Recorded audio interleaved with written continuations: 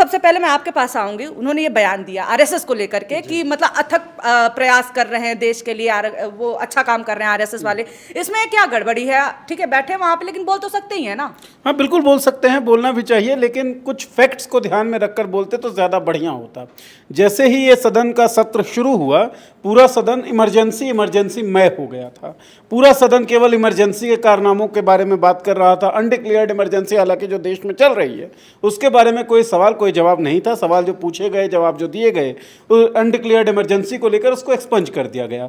RSS पर लौटते हैं और जगदीप धनखड़ साहब का जो बयान है उस पर लौटते हैं। जगदीप धनखड़ ने कहा कि उनको बड़ा अफसोस है कि वो आरएसएस का प्रशिक्षण नहीं ले पाए प्रथम वर्ष, द्वितीय वर्ष, तृतीय वर्ष, और वो एकलव्य बनकर आरएसएस से ट्रेनिंग पाते रहे। कितनी शर्मनाक और कितनी बेहयाई वाली बात है, और किसी इंडिविजुअल के लिए कितनी मतलब वो पब्लिक स्पेस में बोल कैसे सकता है ये बात। वो मैं तो वैसा सोचता हूँ।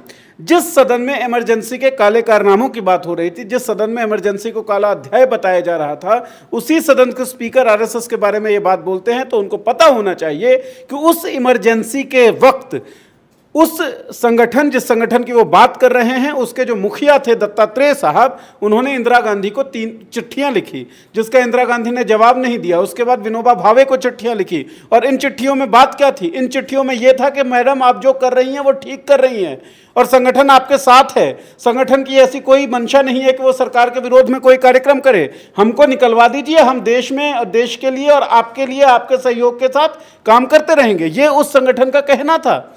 ये वो संगठन है जिसके बारे में इमरजेंसी के खिलाफ लड़ाई लड़ने वाले जो आंदोलनकारी थे, उन लोगों ने कहा कि आरएसएस ने एंटी इमरजेंसी आंदोलन के साथ गद्दारी की है।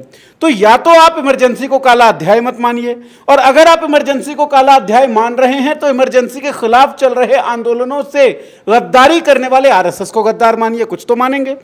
दूसरी बात पे आते हैं, ये इमरजेंसी की बात हमने की।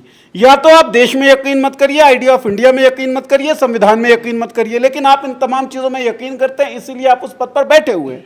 जब आप उन चीज़ों में यकीन करते हैं तो भारत के स्वतंत्रता आंदोलन में आपका यकीन होगा, उसके प्रति आस्था के भाव होंगे। उस स्वतंत्रता आंदोलन के बारे में सोचते हुए आप झुक सकते हैं। वैसे भी जगदीप धनखड़ कहते हैं मैं बहुत झुकता हूँ, और जितना झुक सकता हूँ उतना झुकना चाहता हूँ। भारत के स्वतंत्रता आंदोलन की कहानी सुनकर तमाम लोगों को झुकना चाहिए और प्रणाम करना चाहिए उस आंदोलन को। लेकिन उस आंदोलन के खिलाफ कौन था?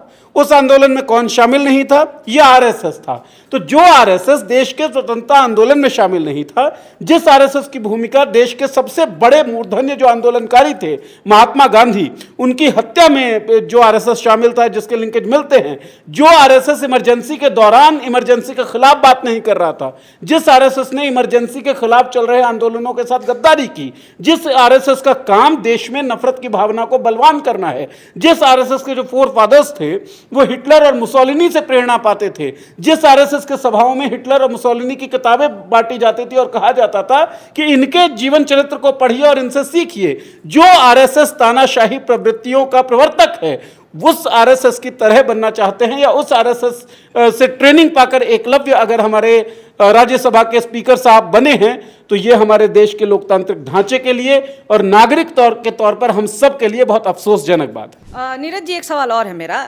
अभी आप देखिए कि चुनावों से पहले भी, चुनावों के बाद भी ये देखा गया कि भारतीय जनता पार्टी कहीं ना कहीं आरएसएस की छत्र छाया से निकल करके और नरेंद्र मोदी के नेतृत्व में एक स्वयंभू कह सकते हैं कि पार्टी बनने की कोशिश कर रही थी। ऐसे तमाम बयान भी आए थे, नड्डा के भी आए थे।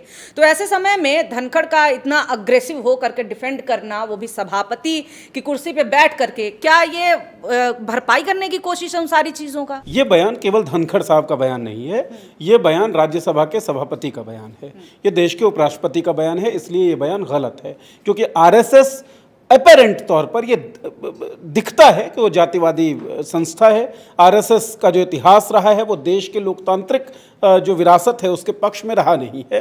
तो देश में संवैधानिक पद पर बैठा हुआ व्यक्ति जिसको तटस्थ होना चाहिए, जिसको निष्पक्ष होना चाहिए, वो अगर इस तरह का बयान देता है तो वो मुझे गलत दिखता है। चाहे फिर ओम बिरला का वो स्टेटमेंट हो जिसमें वो कहते हैं कि भाई मैं तो अपने से उम्र में बड़े व्यक्ति के पैर छूता हूँ। आप उस वक्त केवल ओम बिरला नहीं हैं, आप उस वक्त देश में लोकसभा के स्पीकर हैं। तो आपके पद का भी एक अनुशासन होगा, आपके पद का भी एक नियम कायदा होगा। उस नियम कायदे से बाहर जाकर अगर आप बातचीत करेंगे तो वो गलत ही लगेगा। दूसरी बात, आप जो कह रहे थे कि वो भरपाई हो सकती है, भरपाई और तुरपाई की बहुत ज़्यादा ज़रूरत है, लेकिन मुझे लगता नहीं है कि भरपाई और तुरपाई इन सब बयानों से भाजपा करवाना चाहेगी। भरपाई और तुरपाई का तरीका हम गुजरात में देख सकते हैं, कांग्रेस के कार्यालय पर जो हमला हुआ है। भरपाई और तुरपाई हम देख सकते हैं जब नरेंद्र मोदी ने सदन के अंदर बोला था कि अब विपक्षियों को उन्हीं की भाषा में जवाब दिया जाएगा। भरपाई और तुरपाई हम देख सकते हैं जब राहुल गांधी ने एक स्टेटमेंट दिया, जो स्टेटमेंट बहुत बहुत बहुत अच्छा और बहुत अच्छी उसकी समीक्षा की जा सकती है। शिव के पोस्टर को दिखाते हुए राहुल गांधी ने कहा कि हिंदू हिंसा नहीं करते, लेकिन आजकल जो अपने आप को हिंदू कहते हैं वो लोग केवल नफरत और केवल घृणा और केवल हिंसा की बात करते हैं। उनका कहने का मतलब ये था कि जो घोषणा करते हैं और धर्म के नाम पर नफरत फैला रहे हैं वो लोग हिंदू धर्म को ही नहीं मानते। तो दरअसल हिंदू धर्म के बारे में एक अच्छी नीयत और अच्छा एक दृष्टिकोण राहुल गांधी पेश कर रहे थे। तो भाजपा तुरपाई और भरपाई कैसे करती है उसमें से 11 सेकंड का क्लिप निकाला, और जो रिकॉर्ड मतों तो क्या कहेंगे, लेकिन जिनके हार से सबसे ज़्यादा खुशी हुई वो जो मंत्री थी पूर्व स्मृति ईरानी, वो भी उस 11 सेकंड के क्लिप को वायरल कर रही हैं। तो भाजपा अपनी भरपाई और तुरपाई जो है वो फेक वीडियोज़, झूठे प्रोपेगेंडाज, हिंसा के जरिए करेगी।